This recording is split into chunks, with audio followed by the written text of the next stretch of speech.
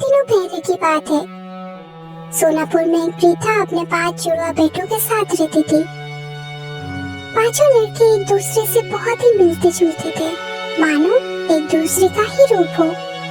प्रीता के 5 लड़के 5 गुणों से भरे थे। पहला बेटा सामू, जो कि तालाब का पानी पूरा का पूरा मुंह के अंदर भर सकता था, वो भी 7 मिनट के लिए। दूसरा बेटा रामू, जो कि अपना पैर बहुत लंबे कर सकता था। तीसरा बेटा जोधू, जिसका पीठ लोहे की तरह सख्त था। चौथे बेटे का नाम मधु था, उसे आग से कोई भी हानि नहीं पहुंचती थी। और सबसे छोटे बेटे का नाम था लालू, वो अपना सांस को पूरे 1 दिन के लिए रोक सकता था। पांचों भाई दिखने में एक जैसे ही थे, बस उनकी माँ भानुमति ही जानती थी इनमें से कौन कौन है। पांचों भाई आधी रात को मछलियाँ पकड़ने जाया करते थे।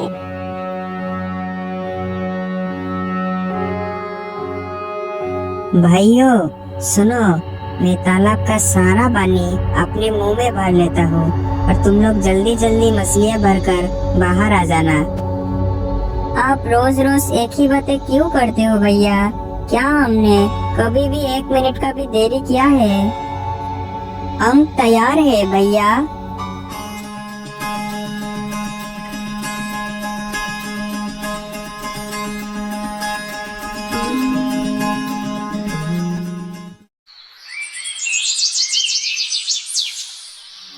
आज लालू की बारी है। छोटा भाई, तुम इस मछलियों को लेकर बाजार जाओ।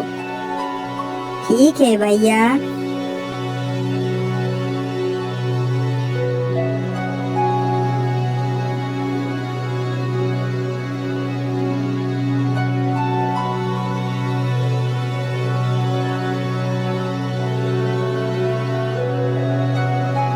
तुम्हें रोज रोज इतनी बड़ी बड़ी मछलियाँ कहाँ से मिलती है?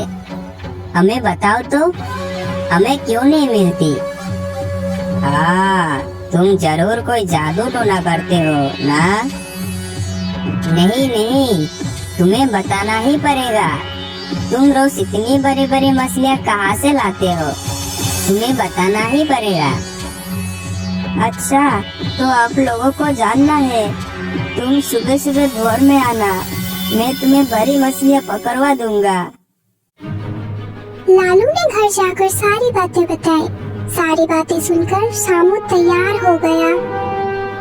दूसरे दिन सारे मछुआरे तालाब किनारे हाजिर हो गए। बाकी चारों भाई आज नहीं आए थे। सुनिए, मैं 7 मिनट के लिए तालाब का पानी अपने मुंह में भर लूंगा। आप लोग 7 मिनट में जितना भी मछलियाँ पकड़ना है उन सबको पकड़ लीजिएगा।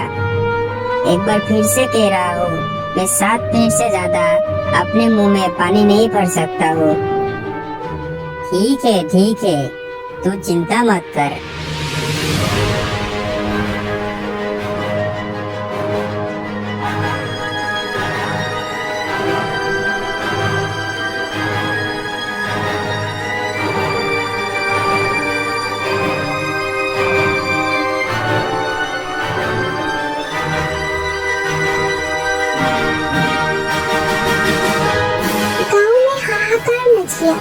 और मछुआरों के परिवार वालों ने राजा से सामू की शिकायत कर दी। सारी बातें सुनकर राजा ने शामू से कहा, क्या उनकी बातें सच है शामू? तुमने अपने मुंह से पानी बाहर छोड़कर इतने सारे लोगों को दबाकर मार डाला। हाँ, ये सच है महाराज, ये सच है। पर अगर मैं पानी नहीं छोड़ता तो फिर मेरा गला फट जाता और मैं मर जाता। मैंने उनसे बार बार कहा था कि मैं पानी को 7 मिनट से ज्यादा अपने मुंह में रोक नहीं सकता, पर उनमें से किसी ने भी मेरी बात नहीं मानी। इसलिए मजबूर होकर मुझे तालाब का पानी छोड़ना पड़ा और इसीलिए इस तरीके का घटना घट गई है महाराज। इतने सारे लोगों का मृत्यु का उत्तरदायी मैं तुम्हें ही मानता हूँ। तुम्हें तालाब का पानी में डुबाकर मारा जाएगा। तुम्हारी अंतिम इच्छा क्या है, बताओ। महाराज, जब मरना ही है तो मैं कोई भी विरोध नहीं करूँगा। बस मरने से पहले एक बार मैं अपने माँ से मिल लेना चाहता हूँ। ठीक है, ऐसा ही होगा।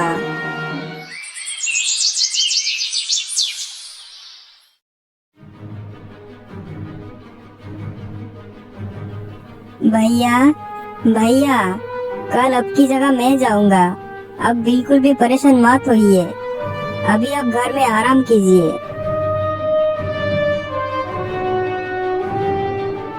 रामू तालाब में डूब के मरने के लिए आ गया। पूरे राज्य के प्रजा भी इस सजा को देखने के लिए आए थे। अरे ये क्या, तुमने तो कल लाल कमीज पहनी थी, आज नीली कमीज पहनकर क्यों आए हो? माँ का आदेश था महाराज। मैं अपने माँ का हर एक बात मानता हूँ। अब मैं आपका आदेश पालन करने जा रहा हूँ महाराज। अलविदा अलविदा महाराज।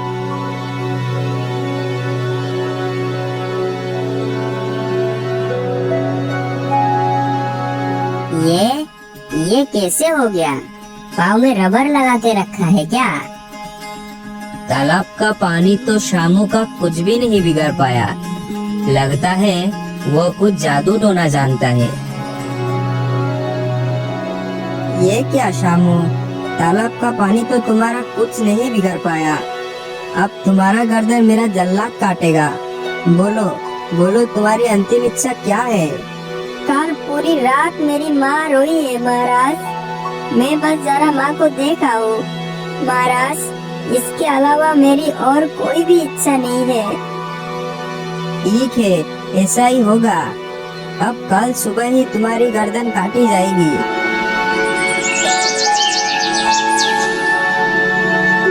भाइयों, आप लोगों को तो पता ही है मेरी गर्दन बहुत ज्यादा सख्त है। मेरी गर्दन काटते समय तलवार ही टूट जाएगी। कल भैया की जगह मैं जोधू जाऊंगा। बेटा, हर वक्त अपने कान खुले रखना, ठीक है? माँ, आप हमारे लिए परेशान मत होइए।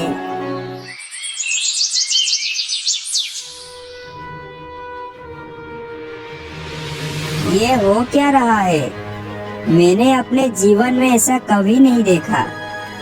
प्रजागण सुनिए, कल शामू को आग में जलाकर मारा जाएगा।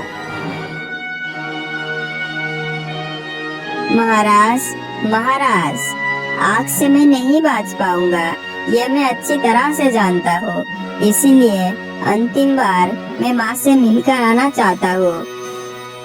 ठीक है, तुम अपनी माँ से मिलकर आखिरी बार के लिए उसके साथ रहकर आ जाओ।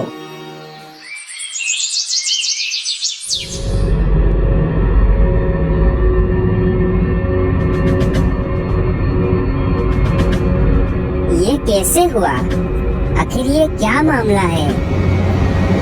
पानी में डुबाया तो पैर लंबा हो गए, सर कटने गया तो तलवार टूट गए।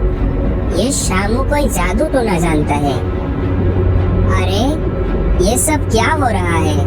मुझे तो कुछ भी समझ नहीं आ रहा। ये क्या, ये शामू को तो आग से कुछ भी नहीं हो रहा है। सुनो शामू, अब तुम्हें मिट्टी में दबाकर मारा जाएगा और यही होगी तुम्हारी सजा। दया करके मुझे आखिरी बार के लिए मेरी माँ से मिलने का अनुमति दीजिए महाराज। मुझे मेरी माँ का बहुत ज्यादा याद आ रहा है। ठीक है, आखिरी बार के लिए मैं तुम्हें अनुमति देता हूँ। आज तुम अपने माँ से मिल लो, फिर कल सुबह ही तुम्हें मिट्टी में दफन कर दूंगा।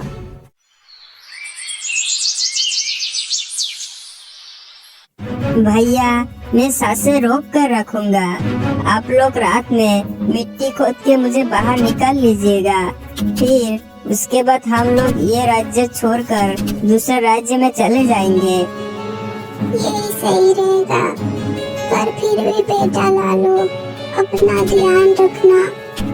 माँ, अब बिल्कुल चिंता मत कीजिए।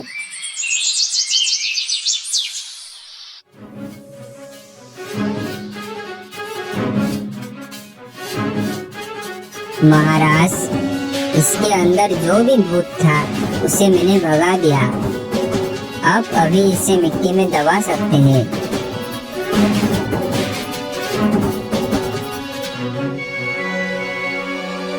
आखिरकार अंत में पापी को सजा मिल ही गया।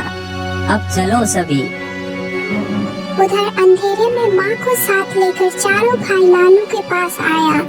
वो लोगों ने मिट्टी को खोदा और लालू को बाहर निकाल लिया। फिर माँ भानुमति रो पड़ी और बोली, जिसके पास ऐसे 5 रत्न है उसे किस बात का डर है। हम कहीं और जाकर सब कुछ फिर से शुरू करेंगे।